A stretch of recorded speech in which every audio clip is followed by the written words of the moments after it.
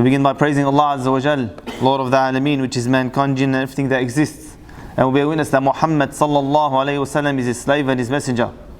Allah Azza wa Jal says in the Qur'an, بعد أعوذ بالله من الشيطان الرجيم يا أيها الذين آمنوا اتقوا الله حق تقاته ولا تموتن إلا وأنتم مسلمون. O you who believe, fear Allah, the fear that He deserves, and are not accepting a state of Islam, which is absolute submission to Allah Azza wa Jal in all His laws, in all His orders, in all His ahkam upon us, and not just the ones that we feel like, the one that agrees with our nafs, that which is easy, but rather all His rulings and His laws, so that we may be in a state of absolute submission, a state of Islam when we die. May Allah Azza wa Jal make us of them. Ameen. My dear brothers in Islam, subhanAllah, I want to talk about something that's striking our ummah like an epidemic. SubhanAllah, have we noticed, or have you ever thought to ourselves that why is it so hard for us as Muslims to apply our deen entirely, wholeheartedly, and even in the parts that we do apply, why is it so hard to hold on? Why is it so hard for us to stay steadfast? Why is our ummah, young and old, man and woman, turning to other means to find their livelihood, their peace, their tranquility, their comfort, or to find happiness in their lives? SubhanAllah, we know there's different levels of understanding, there's different levels of comprehension, and there's different levels of effect when something is being said, if it's internalized or not. You know, our kids, SubhanAllah, they grow up and they just follow our actions. We pray, they stand and they pray next to us. They don't know what they're praying, why they're praying, who they're praying to. They don't even know what they're doing. They just copy. We hope, forgive me brothers, let's be honest with ourselves a bit. We hope that as they grow up, they'll understand who they're praying to, why they're praying. Understand the essence of the action rather than just the ups and the downs and the Qur'an out loud and the Ameen. That's what we hope. See, they say a kid, bring him to the mosque at first with a lolly. After a while, he'll come for Allah. That's hoping that he understands why he's coming to the mosque, what the benefit is, what the harm is, who he's worshipping, why he's worthy of being worshipped. But what's happening today, my dear brothers and sisters, dear brothers in Islam, have we noticed, subhanAllah, how the Big Bang Theory and how everything was created, apparently, it remains a theory until they find all the proof. And one of the problems they have with that theory is there's a missing link. How did they get that, when the animal adopts to a certain area or environment, and that's the trait that becomes more widespread because they're the animals that live. They have a missing link. How did it go from one actual animal to a completely different animal? So from a monkey to a man. They have a missing link. Today, me and you, my dear brothers in Islam, we have a missing link in our religion, in the way we're teaching our kids. We claim, we think, we hope that when our kids grow up, they'll understand Islam properly and start to implement it from conviction. However, in between that young age and that old age, there is absolutely no guidance, no explanation, no understanding, no essence of the deen being taught to them. So how are they going to get that? How are they going to get that if we ourselves don't even know the essence of our deen? The true maqsad that Allah Azza wa Jal gave us these ahkam. Hence the missing link, hence they grow up. We grow up being like a hollow statue. And I'll explain what I mean in a bit. Let's talk about the maqasid. Allah Azza wa Jal, Lord of the heavens and the earth, as Muslims, if we are Muslim, we believe, as a Muslim we believe that Allah Azza wa Jal does not make any ruling whatsoever without a purpose, a reason, a goal. And in His infinite wisdom, of course, we're not going to understand all of it. We understand some of the things, enough for us to understand the essence of the action. I'll give you an example. Inheritance. Why did Allah Azza wa Jal ordain inheritance? Why did He order us to give us a formula for inheritance? There's several reasons. Let's talk about three. One, it's a tiny form of compensation for the mourning of the deceased, for the family that's mourning of the deceased. That tiny form of compensation where everything's going bad, they've just lost a loved one. That tiny form of compensation, it's as little as it is, it's a bit of a what's it called, relaxation.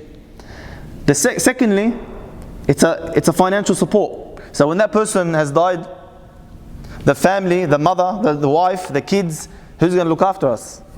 Who's going to spend on us for the next 3-4 months until my mother can remarry again? Or till she can find a job, or till we can organize ourselves. So that tiny form of financial support also is another of the wisdoms and the reasons why Allah Azza wa Jal ordained inheritance. And thirdly, it's to strengthen family ties. How? Have you noticed the closer you are to the deceased, the more you receive from the inheritance? Hence it strengthens family ties. What happens today? As soon as the person is dead, the whole family goes to war for that money. The whole purpose was to strengthen family ties. That was one of the main purposes. The whole family goes to war. The mother stops speaking to her daughter. The brother stops speaking to his brother. Then he gets taken to court. So whatever form of of that tiny compensation when the person dies, you don't receive it anymore. Why? Because it's in the courts now. It could be months, it could be years. And then that financial support that you were supposed to receive goes on the lawyers and on the court cases, on the lawyers and in the courts. So in reality, and at the end of the day, who do we take to court? Our relatives. Further breaking family ties. You see how even if we complete the action, how we've defeated the purpose? Even if we perform the action, even if at the end the money gets given out exactly how Allah ordained that, we've defeated the purpose. Allah Azza wa Jal didn't ordain it for no reason. It's like shooting yourself in your own foot. SubhanAllah. And similarly, all the ahkam of Islam, they all have reasons, they all have goals, they all have a purpose. We're building these today in Australia. In some places, mosques are being built that are the biggest mosques in the world, the most beautiful mosques in the world, but there's 1 or 2 lines.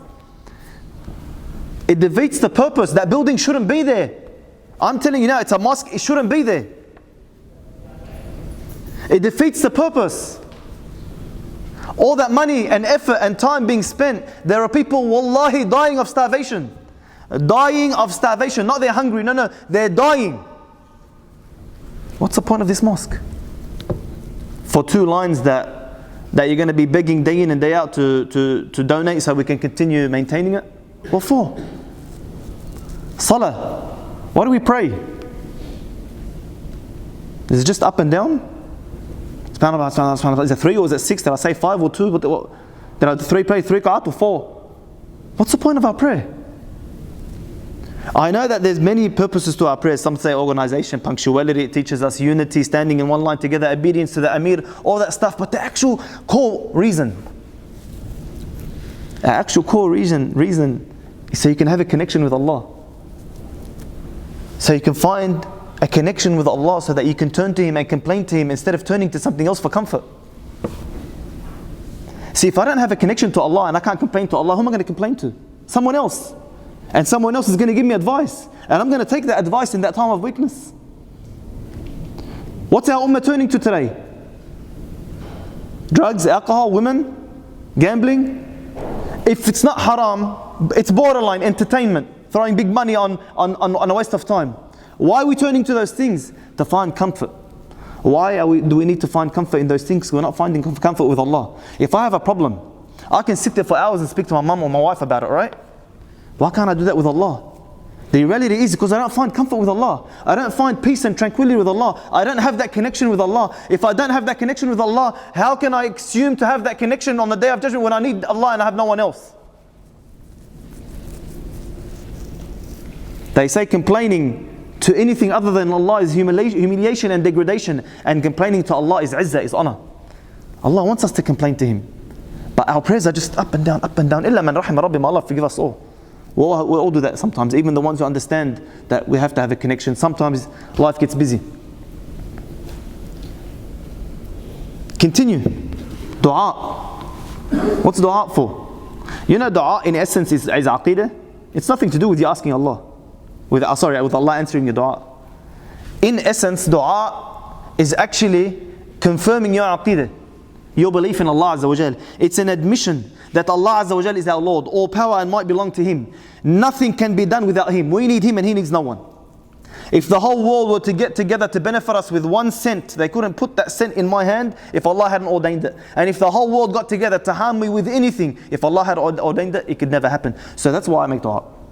It's an affirmation of all that. What do we do with our dua? When I need something, but I ask you about Allah, what do we do? If I need money, do I turn to Allah? Come on, man. My brother, my dad, my friend. If I'm sick, if I got a headache, go straight to the medicine cabinet. If all else fails, then I turn to Allah.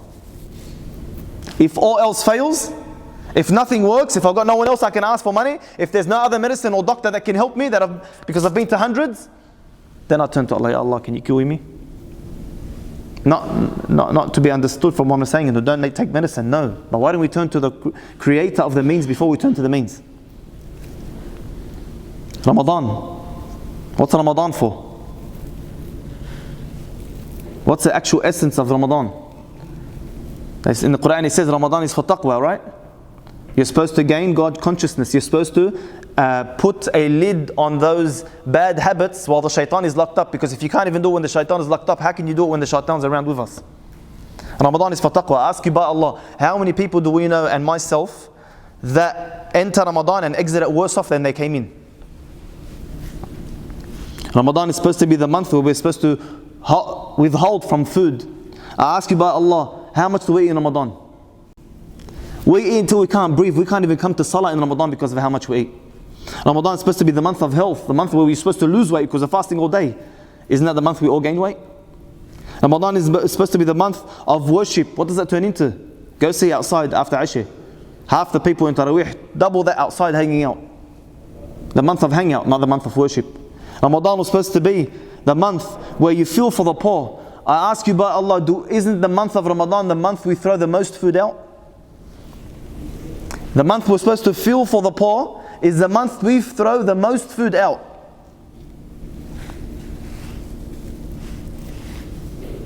Subhanallah. No wonder why Sadaqa Rasulullah when he said that verily from amongst my ummah are people who fast all day and will receive nothing out of that fasting except for hunger and thirst. Subhanallah, may Allah forgive us and protect us. And the last 10 days when the Prophet ﷺ used to tighten his belt to increase in his worship. The last 10 days when there's a night that's worth more than 1,000 months, what do? They're the last 10 days when we leave the mosque and go to the worst of places, the shopping centers, to buy Eid clothes. Have you noticed how we've defeated the purpose of Allah Azza wa Jal? Even if we fast, I ask you by Allah, have we fulfilled the purpose of that fasting? The reason why Allah gave us that fasting. And then Eid comes along. وَمَا أَدْرَاكَ مَا الْعِيدُ. That Eid, that's something else, that Eid. Every single thing Allah Azza wa Jal ordered us not to do, we do on that Eid, and we claim we're celebrating Islam. I ask you by Allah, what religion are we celebrating? Every single thing Allah told us not to do, we do it on that day. And we claim we're celebrating Islam. It doesn't make sense, my dear brothers in Islam. Wallahi, it hurts me. It hurts me that our deen is being taken as a mockery. It's just a outside. It's a hollow statue. It's a hollow statue. Why? You know what a hollow statue is? I can have a statue up here right now that's worth millions of dollars. Massive, expensive, awesome material, really carved well, a masterpiece. A masterpiece. But it's empty inside. If I push it over, what will happen? As soon as it hits that floor, shattered into a million pieces. And that's how our ummah has become. Except those who Allah has mercy upon. That's how most of our ummah has become. As soon as a calamity strikes, as soon as a hardship befalls them, they fall on that floor and they smash, they are destroyed into a million pieces. A million pieces. There goes all our salah, there goes all our psalm, there goes all the greatest deen, the greatest book, the greatest prophet, the greatest of everything, this massive hollow statue. Now it's a million pieces on the floor. Back to what? Drugs, alcohol, women, entertainment, to fill that gap. that hole, that emptiness, that hollowness. My dear brothers in Islam, that's exactly what's happening to our ummah. These shabab, why do you think they're on the streets? Why are they hanging out? Why are they taking drugs? Why are they turning to girls? Why? Wallahi, they understand nothing of their deen. You tell them to come and pray. They know they have to pray, but why? What is it? What's this prayer? What's this up and down? Why is it 4, not 3? Why is it takbir, not down here? They don't know nothing. No understanding. And then even if they did pray, they get up and they leave the exact same way they came. No connection, no comfort, no tranquility, no peace, no hasanat, because Allah alam how they're praying. No being protected from the evil, nothing. Because it's hollow on the inside. It's a prayer on the outside, but it's hollow on the inside.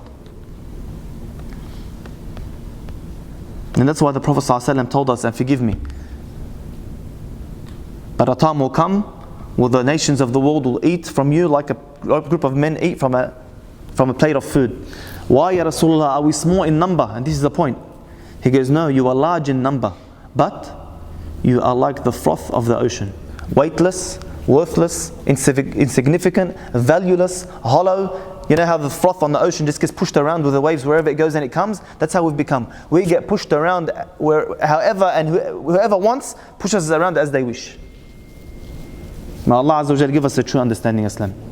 May Allah Azza wa Jal internalize the ahkam of Islam into our lives, into our hearts. May Allah Azza wa Jal make us a people of value, of strength, of power, of wisdom, of understanding. May Allah Azza wa Jal allow us to fulfill our duties towards Allah and Islam, not because He ordered us to do, but rather because we understand completely why we're doing these things. آمين. أقول قولي هذا وأستغفر الله لي ولكم فيا فوز المستغفرين. بسم الله والحمد لله والصلاة والسلام على رسول الله وعلى آله وأصحابه أجمعين. My dear brothers in Islam, let me give you further proof. Let me give you further proof of this epidemic in our community. I ask you, even the religious ones, even the brothers and sisters who attend the mosque in the front row, even the ones who outwardly look like they're following Islam, they're at every single lecture. How many brothers do you know with, mashallah, very nice clean combed beard, but his akhlaq are filthy? How many sisters do you know, their jilbab is all the way to the floor, mashallah, very long, but their tongue is even longer? How many brothers do you know, mashallah, very short, good looking abaya, but his temper is even shorter? How many sisters do you see on the street with a hijab and very, very, very tight clothes? Why is this happening? Wallahi, they don't understand what they're doing. I'm swearing to you by Allah, they don't understand. There's no essence of the deen in their hearts. They know that they have to follow it. They believe in Allah with full conviction. I don't doubt that. They believe in Allah with full conviction, and they're doing that because they want hasanat and they want to be safe from the hellfire. But how can that contradict with the other things they're doing wrong? It's because they don't understand the deen in its essence, in its entirety. And it hasn't been internalized. That's why you get someone who do such a great action here and such an evil action there that you think, what's going on? Is he a hypocrite? Is she a hypocrite? It's not that they're a hypocrite, they don't understand. There's something wrong in the way they've been taught, in what they've been taught, in the information that they have. And it hurts. Wallah, it hurts because I'm jealous for my deen. Wallah bghar ala dini. I'm jealous for my deen. When a non-Muslim walks past that sister, I know she's saying, what a foolish religion, what a contradictory religion, because she's wearing clothes that are tighter than me. Well, so what if she's covering her head? That's what she says. Habibi, the non-Muslims, they're not stupid. They're very, very, very, very advanced. A lot of these people are very intelligent. When they look at someone with tight clothes but a head covering, and he claims to be modest, or she claims to be modest, and then they look at their clothes, well, my features are more covered than them. He literally goes straight to Islam and says, what a contradictory, backwards religion. I don't accept that. I can't take that for my deen. But it's not that sister's fault. Somewhere along the lines we've missed something in the way we taught Islam, and the way Islam's essence was put forward. Somewhere along the lines we left our intelligence aside and we became blind followers. Hence, you know what's happening today? I know it's already bad enough, but I'm going to make it worse, forgive me. You know what's happening today? We cannot even guarantee our own kids will stay on Islam. If they don't have the essence, if they don't know Islam on conviction, what makes you think they're going to stay on Islam? Someone else will come with another ideology, another concept, another way of life and will give them the time of day to convince them of it, and they'll take it. And it's happened. It's happened in the past 2 weeks. I've got at least 4 or 5 cases. In the past 2 weeks, I've had at least 4 or 5 cases of people leaving the deen. Completely, not just wallah thinking about it. No, leaving the deen, the Islam. Why? Wallah, the brother, his wife, young couple, went to uni. Someone there, she used to pray, she used to fast, she used to cover up, but she doesn't know why. Someone there explained to her that Islam is 1, 2, 3, or 1, 2, 3 concepts, or 1, 2, 3 ideologies, or 1, 2, 3 ways of life. They're better. And they gave her the time of day to explain it to her, and they convinced her. She came home, she goes, I don't want to be with you anymore. Now he's doing his iddah, she's doing her iddah, but well, Allah, I didn't have the guts to tell him, brother, she's not Muslim, there's no iddah for you. I didn't have the guts to tell him that. I left him in the 3-month iddah period. What do you tell him?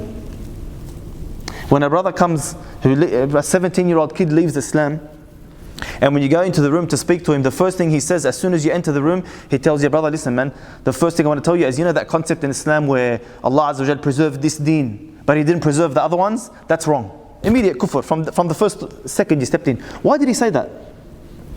I ask you about Allah, why did he say that? Because no one ever taught him that principle. He didn't even know it before that Christian told him about it. He became a Christian, mind you. Before he became Christian, no one told him about this concept in Islam. And then on top of that, even if that he was told, he wasn't explained why or the actual concept in its essence. Therefore, when someone comes along and tells him, hold on, what a contradictory religion. Why would Allah, if you say that all of the religions are wahi from Allah, why would Allah preserve this one and not the other?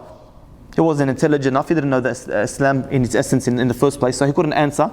A word here, a word there, a word here, a word there, a word here. You know what else he asked? In the middle of a question that he asked, that I was answering, he stopped me, he goes, isn't it true in Islam there's abrogation? Nasakh? I go, yes. He looked at his mom, I told you, and he let me continue. What does that mean? You know what that means? That means no one ever taught him there was nasakh in Islam, abrogation, and why there was nasakh. So this Christian bloke probably came along and said, you know, in your religion, your God makes mistakes.